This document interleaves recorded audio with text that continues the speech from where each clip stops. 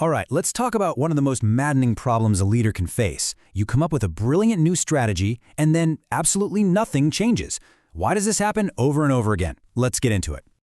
You know the feeling, right? You spent weeks, maybe months, crafting the perfect plan. You build this beautiful slide deck, you give this passionate presentation, and then 6 months later, it's like it never even happened. The company is just doing what it's always done.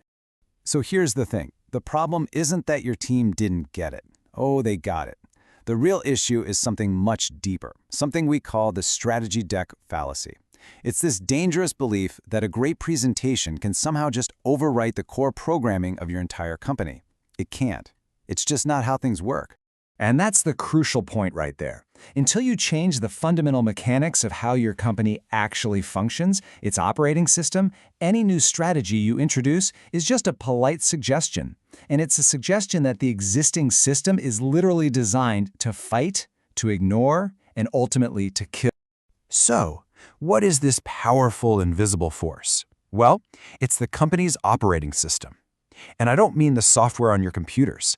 I mean the ingrained set of rules, routines, and power structures that dictate what really gets done every single day, no matter what the new strategy deck says. You see, this is the core conflict. You've got the stated strategy on one side. That's the official plan, the new vision. But running in the background is the shadow strategy. This is the program that's actually in control, and it's written in the code of your daily operations, your incentive plans, and your hidden power structures. You know, it helps to think of your organization almost like a living thing. It's homeostatic. Its main job is to keep things stable, to survive. So when you introduce a big new strategy, the system sees it as a virus, an infection, and its natural response is to attack it and heal itself by going right back to the way things were before. And what are these organizational antibodies that do the attacking? Well, they're not bad people trying to sabotage you. They're the very structures of the company. We're talking about those old weekly meetings where nothing ever gets decided, the ridiculous approval chains, the budget rules from 5 years ago, and, this is a big one, the compensation plan that's still rewarding the exact behavior you're trying to stop. This is the key takeaway, right here. You can't just hold another town hall meeting or send out more inspiring emails to convince the system to change. You can't persuade code. You have to be an engineer. You have to roll up your sleeves and actually reprogram the machine itself. So how do you do that? How do you actually go about reprogramming an entire organization? Well, it comes down to rebuilding 4 critical pillars. And this isn't about fuzzy stuff like culture. This is about hard, structural engineering. These are the 4 pillars: the lock, the right, the owner, and the fuel. Get these 4 right, and you have a chance. But if you leave even one of them in its old, broken state, believe me, the whole thing will eventually come crashing down. Let's break each one down. Okay, first up, the lock. In most companies, a decision is really just a temporary truce before someone reopens the debate in a hallway conversation. A new OS needs decision durability. This means when a decision is made, it stays made. The door is locked and that conversation is over, unless there is overwhelming new data. Next, the right. Ambiguity is where strategy goes to die.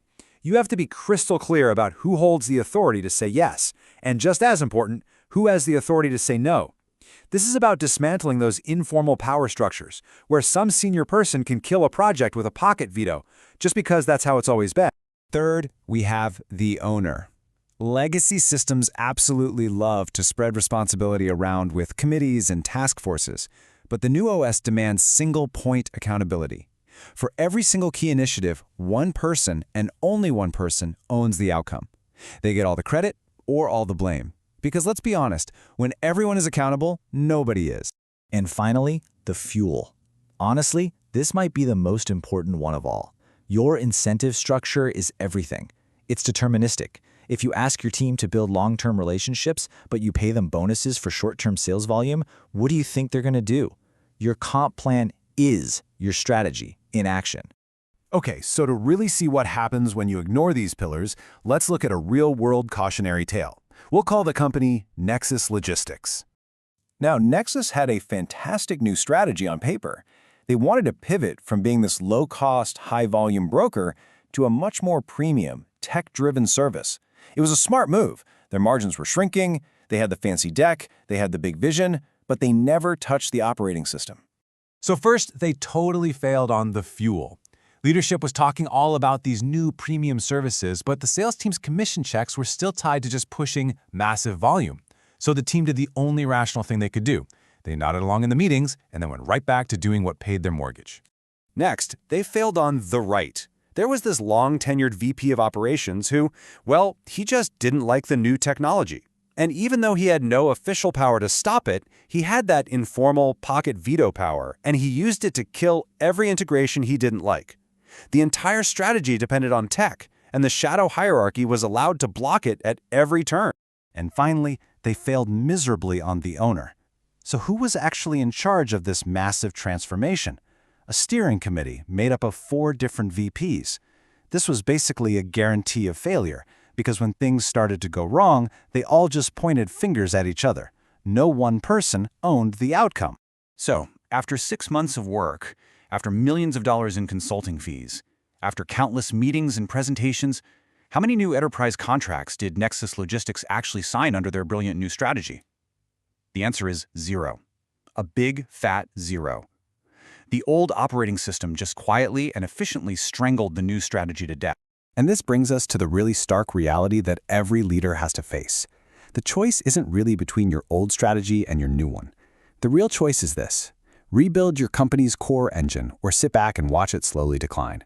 If you're frustrated with the results you're getting, this quote right here is everything. The problem isn't your people. Your people are amazing, and they're performing perfectly within the system you've built for them. Your organization is a machine, and it is producing exactly the output it was designed for. If you want a different output, you have to build a different machine. So, at the end of the day, this is the choice. On one side, you have the very real pain of a rebuild. Yeah, it means hard work, structural change, political friction, but it's what's required to secure the future. And on the other side, well, you've got the comfort of the present. You can maintain the status quo, avoid all that conflict, and just accept that your new strategy is going to die a slow, quiet death. And so that really leaves us with one final question to think about. When you look at your own organization, at how power really flows, how money is really made, how decisions actually get made, is your new strategy a real engineered plan?